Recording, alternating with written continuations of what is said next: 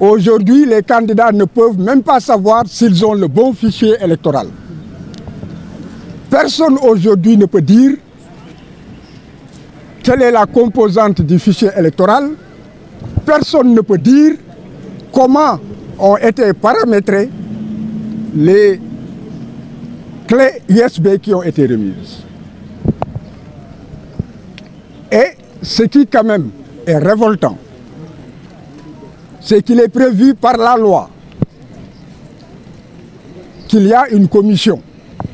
de contrôle des parrainages. En vous référant à la loi, vous verrez que cette commission est composée aussi du représentant du candidat.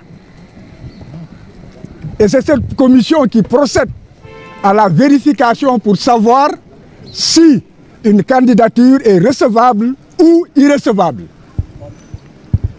Lorsque nous sommes entrés, le président Badio Camara nous a immédiatement notifié le fait que le dossier était incomplet. Cela veut dire que le dossier a été ouvert et exploité en l'absence du mandataire et représentant de Ousmane Sonko, ce qui est une violation flagrante de la loi. On lui a posé la question de savoir si le dossier est incomplet. Qu'est-ce qui pourrait être incomplet? Et la réponse a été que les dossiers ont été reçus, les courriers qui les accompagnaient et les pièces annexées étaient aussi reçues, vérifiées par la commission qui a conclu en ce qu'il manquait en fait une pièce, qu'elle était incomplète. Et après, tout est refusé, que le reste nous sera notifié par écrit en temps opportun. Vous ne m'avez pas écouté. Quand je lui ai posé la question, la réponse a été que tous les courriers et tous les documents qui ont été déposés ont été reçus et exploités par la commission, qui a donc décidé que le dossier était incomplet. Or, cette commission a donc été dans une composition irrégulière parce que la loi prévoit que tout cela, cette vérification, devait se faire en présence du candidat ou du mandataire ou du représentant du mandataire. Donc il est clair que la cascade de violation de la loi ne s'arrête pas et qu'il y a une volonté d'aller vers des élections qui, dès le départ,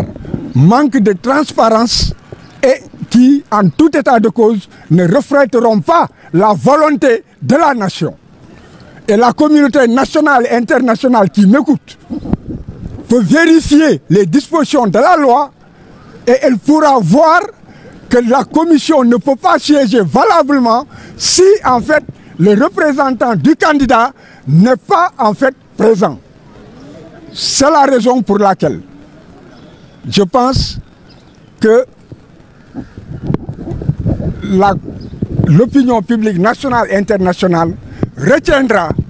que c'est une farce électorale qui a été organisée et qui continue d'être organisée. Ce que nous comptons faire, nous le savons, nous ferons les recours prévus par la loi, nous resterons dans la légalité, mais dans tout état de cause, la souveraineté populaire s'exprimera. Je vous remercie.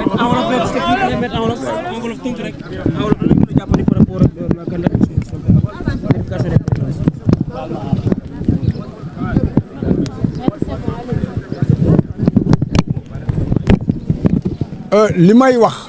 moom moo di que addina bi seede na ne maanaam élection yu ñuy wax du ay élection ay farce la farce nag xaw ma nu ñu koy waxee ci wolof ngeen baal ma ay tappale la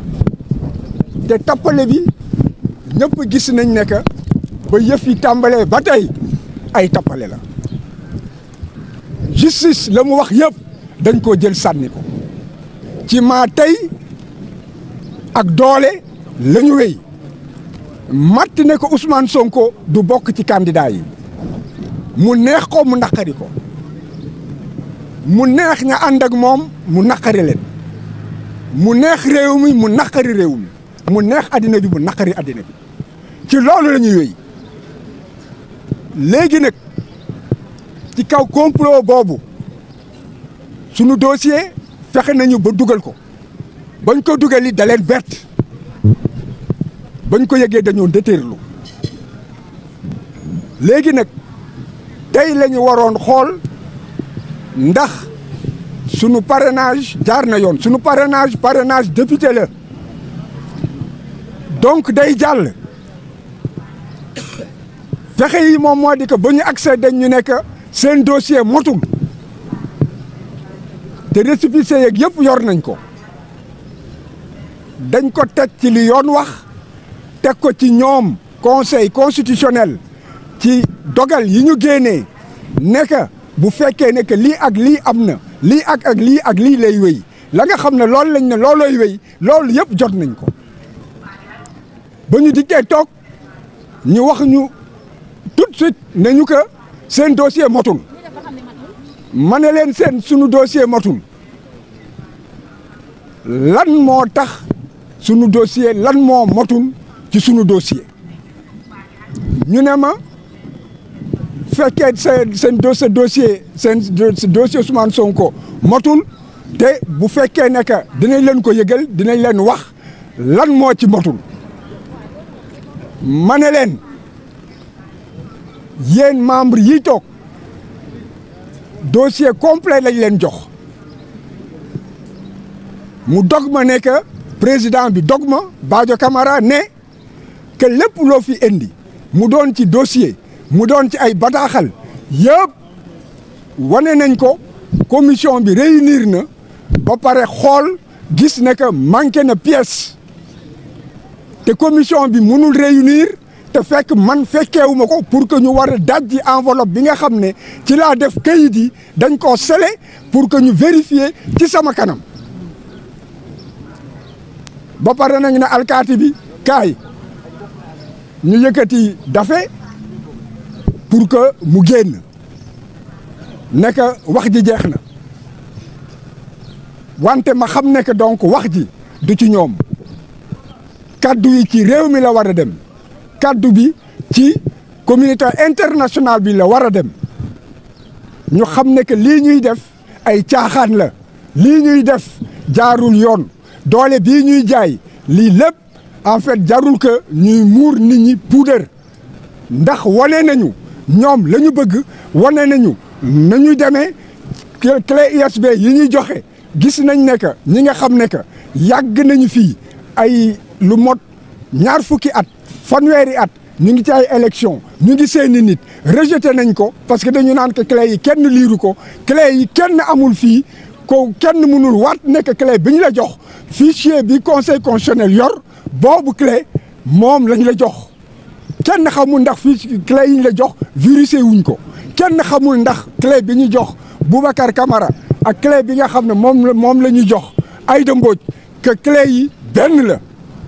alors que lépp dafa war a leer mu leer nañ mel ni seetu nit ñi xam la ñuy def xam la ñuy teg seen tànk xam lañ leen laaj ñu mën cee ñu mën cee jaar wante ba tey ji dara leerul lépp jéegoog jéego la jéego boo jéegi ñu génnee dara tegaat gàllankoor sa kaw boo fexee ba jàll ko ñu génnewaat beneen daal gàllankoor ay tappale élection la. nee nañ duñ ko wax alors que la manqué sama dossier amuñu droit ubbi dossier bi te man fekkeewuma ko ñu ubbi ko sama kanam. li ñu war a def moom moo di ko foog addina bi xam li xew doole ba ñuy jaay te xam ne que loolu dañ ko fas yéene continuer loolu lu am solo la li ñu war a def moom moo di que ñun ci yoon la ñuy topp ci yoon li nga xam ne moom moo ñuul ci soow mi moom moo di que yoon fa mu ne fa la ñuy jublu pour ñaxtu ñoom kott lañ fay fekkaat wante du tere dinañ ko def na àddina seede rek nekk ci ay tappale lañ jëm jërëjëf. mu nekkoon maître Clédor ginnaaw bi nga xam ne. merci beaucoup jaajëfal bu baax a baax Mamadou Massaly moom mi nga xam ni moo ñu teewal jamono ji foofee ca conseil constitutionnel comme ni ngeen ko gisee nag mu nekkoon maître Ciré Clédor Ly nekk mandataire bu Ousmane Sonko moom ñi ngi ko fa doon xaarandi sax ci kanam Marie waaye daanaka dugg na ba génn kàddu yu mu dénkaane nag mooy liñ ko xamal waa conseil constitutionnel 7 sages mooy ni que ñoom seen dossier daanaka la ca nekk matul waaye ba tey xamaluñ leen lan moo manqué ci boobee dossier moom nag moom maître Ciré Clédor Ly dégg ngeen ko moom nee na dina def lépp li war rek ngir mbir mi ñu xam fan lay féete kon nag candidature Ousmane Sonko wala sax parrainage am la ñuy wax kon mujjuñu ko saytu daanaka ndax xam le nañ rek kon muy même cas ak kii di Amsatou Sow Sidibé moom it ñu ne dossier ba matul waaye kii au moins muy Amsatou Sow Sidibé wax nañ la manqué ca dossier ba muy attestation bi. waaye bu Ousmane Sonko moom waxuñu ñu sax lan moo ca manqué matul rek daal lañ ñu daal di dénk comme niñ ko teewloo ci maître Ciré Clédor Ly. bon day doy waar nag nga wax nit ki ne li nga joxe matul fekk yow ci sa wàllum bopp waxoo ko lan moo ci matul. ki nga xamante ne moo jël ay dossiers regroupé leen donc ñëw déposé ko xam na lim déposé. donc yow tamit boo ko nee lii matul danga koy wax lii moo manqué moo mën a xam ne lii moo manqué ci samay dossiers. voilà mais tamit damay ñëwaat rek ne conseil constitutionnel. ñi fa waaw Marie foofu la ñuy daal di delluwaat sax ndax ñu ngi xamal ni mandataire bu Thione Niang jamono ji ma nga fa ñu teewlu ay kàddoom dellusiwaat sur le plan.